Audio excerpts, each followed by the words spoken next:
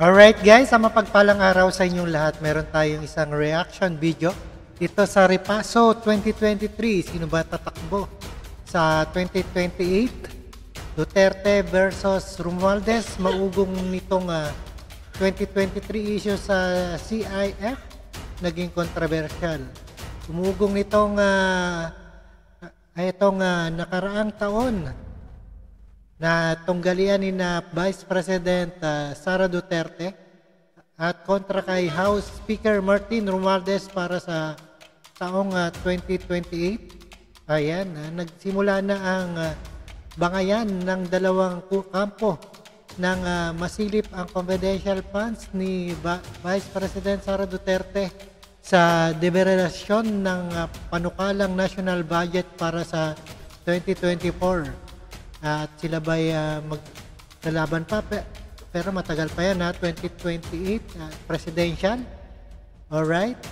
At panoorin po natin dito sa ating SMNI. Maraming salamat sa init ng inyong pagsalubong sa Unity! Alright. Mahigit isang taon mula nang mamayagbag ang UNITEAM sa 2022 national elections, tila may lamat na ngayon ang alyansa. Umugong na agad ang tunggaliang Vice President Sara Duterte kontra Speaker Martin Romualdez na pinsan ni President Bongbong Marcos Jr.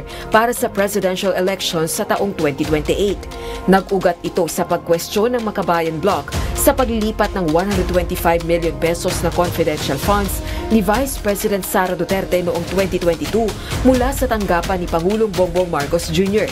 Nasilip ito sa pagdinig ng Kamara sa panukalang pondo ng tanggapan ng Vice Presidente para sa taong 2024. Under this current term lang na nagkaroon ng confidential funds ang DepEd. Tapos yung OVP din compared to the last term, ngayon lang din nagkaroon. Para bang pinapayagan ng DBM ang ganitong kalakaran sa iba't ibang mga ahensya? Question ko po, ano ang naitutulong ng confidential and intelligence funds sa paglago ng ating ekonomiya?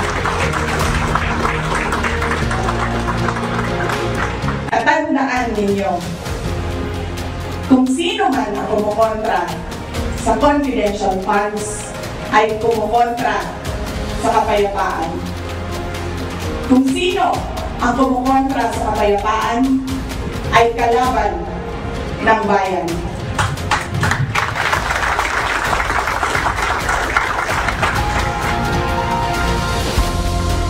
Ang kontrobersya kaugnay ng secret funds naging dahilan upang tuluyang umurong sa pag-request ng kanyang confidential funds para sa susunod na taon si VP Duterte, ang Department of Education at iba pang ahensya ng gobyerno.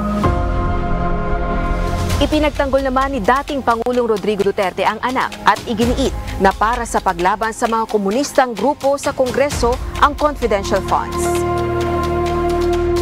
Dagdag pa nito, pinakabulok umanong institusyon ng Kamara at namamayagpag ang pork barrel funds. Tinuligsa rin ito si Speaker Martin Romualdez at binubusog umano ang mga kapwa kongresista. Balak din umano nitong tumakbo sa pagkapangulo, dahilan upang rumisponde ang liderato ng Kamara at magpahayag naman ng suporta ang mga kongresista kay Speaker Romualdez. Tatayo ako laban sa sinuman na mananakot sa atin para masunod lamang ang gusto nila. Itindig ako tayong lahat para sa kapakanan ng bayan. Kasunod nito, naglipatan na ang mga dating kaalyado ng pamilyang Duterte sa partido ni Speaker Romualdez na Lakas Christian Muslim Democrats o Lakas CMD. O hindi naman kaya ay sa partido ni PBBM na Partido Federal ng Pilipinas o PFP. Ganon talagang kultura siguro ng politika natin dito. Whoever is in power, doon po dumadagsa yung mga ikangang mga politiko.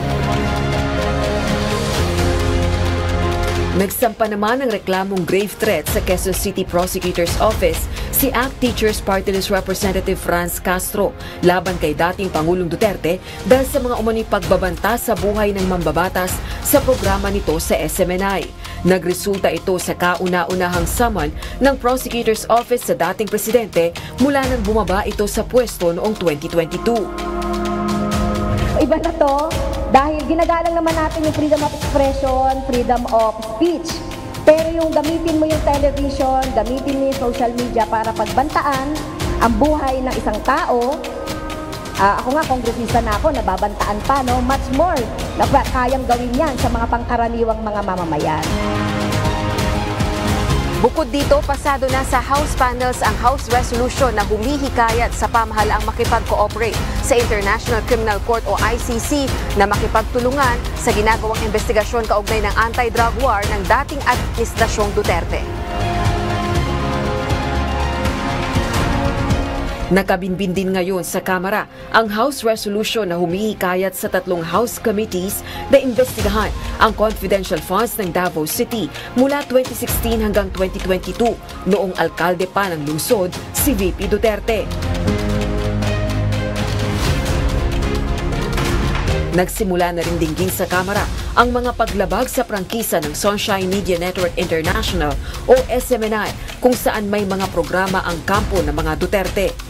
Nagsimula ito nang ilabas ng SMNI host na si Jeffrey Celis ang hindi kumpirmadong impormasyon na nasa 1.8 billion pesos umano ang ginastos sa foreign travels ni Speaker Romualdez ngayong taon. Para naman sa political analyst na si Professor Edmond Tayaw, masyado pang maaga para pag-usapan kung sino-sino ang magkakatunggali sa 2028 elections. Subalit inaasahan na anya ang mainit na banggaan ng political personality sa bansa. Medyo masyadong sa salita natin ay adelantado kung iisipin natin ito ay pang 2028 na. Kasi sa totoo lang, napakaagang pag-usapan yan. Kaya lang mahilig kasi tayo na, alam mo na, kapag may mga ganyang mga palitan, ganyang mga ingay, lalo pa nating, kumbaga, sinisigaan o pinapalala. No? Pero para sa akin, kasama talaga yan pagdating sa mga political personality. Samantala, pirmado na ni President Marcos Jr. ang 2024 national budget na nagkakahalaga ng 5.768 trillion pesos. Burado na rito ang pinagtalunan at naging kontrobersyal na confidential funds para sa opisina ni VP Duterte at ng Department of Education, maging ng iba pang civilian agencies. Rosa Licoz para sa Repaso 2023. Alright guys, napakinggan po natin ang umugong nitong nakaraang taon ang tunggalian ni Vice President at Sara Duterte kontra sa House Speaker Martin Romualdez para sa taong 2028 at subaybayan po natin ang balitang ito. And thank you so much and peace out.